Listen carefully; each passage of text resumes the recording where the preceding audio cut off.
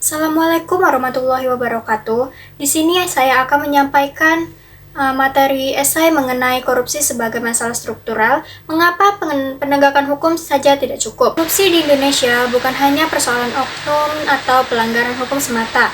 Masalah ini jauh lebih dalam karena berakar pada struktur birokrasi, tata kelola pemerintahan, hingga budaya politik.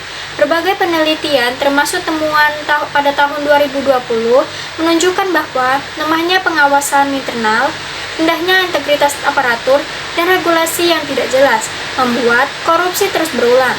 Karena itu, penegak hukum saja tidak cukup. Kita membutuhkan pendekatan yang lebih menyeluruh agar hasilnya bertahan dalam jangka panjang. Yang pertama, yaitu korupsi sebagai gejala struktural. Korupsi muncul karena sistem pemerintahan memiliki banyak celah, bukan sekedar soal individu yang berperilaku menyimpang. Penelitian Suryaningsih Damulla menyoroti bahwa rendahnya penerapan nilai moral dan etika membuat birokrasi menjadi permisif terhadap penyimpangan.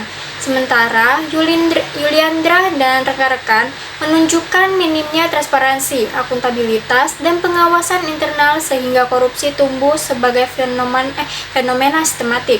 Artinya, yang rusak bukan hanya perilaku, tetapi juga struktur yang membentuk perilaku tersebut.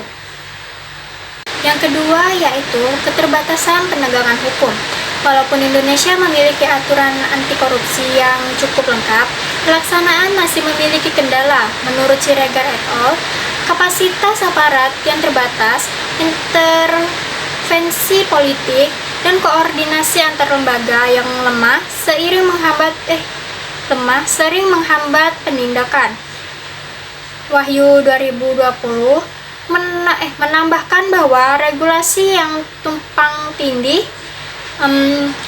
serta prosedur hukum yang rumit membuat penegak hukum tidak berjalan optimal. Masalahnya, tindakan hukum bersifat efektif baru dilakukan setelah korupsi terjadi. Sementara akar masalahnya bersifat sistematik, maka dari itu hukum saja tidak cukup sebagai strategi umum. Yang ketiga, yaitu pentingnya strategi preventif dan reformasi struktural. Untuk memutus mata rantai korupsi, kita membutuhkan reformasi kelembagaan. Ini meliputi penguatan pengawasan internal, audit yang konsisten, pemanfaatan teknologi, hingga sistem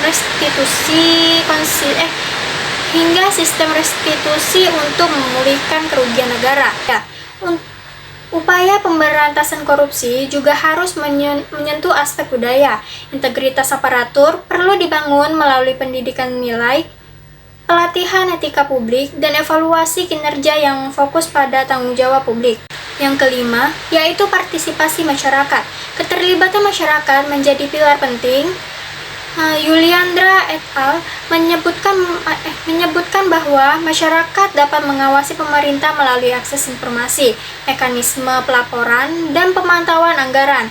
Ketika masyarakat aktif, pengawasan tidak hanya bertumpu pada aparat, tetapi menjadi kontrol sosial yang kuat. Kesimpulannya, korupsi di Indonesia merupakan masalah struktural. Penegakan hukum tetap penting, tetapi tidak akan efektif jika tidak diiringi dengan reformasi kelembagaan, pembangunan budaya integritas, dan partisipasi masyarakat. Pendekatan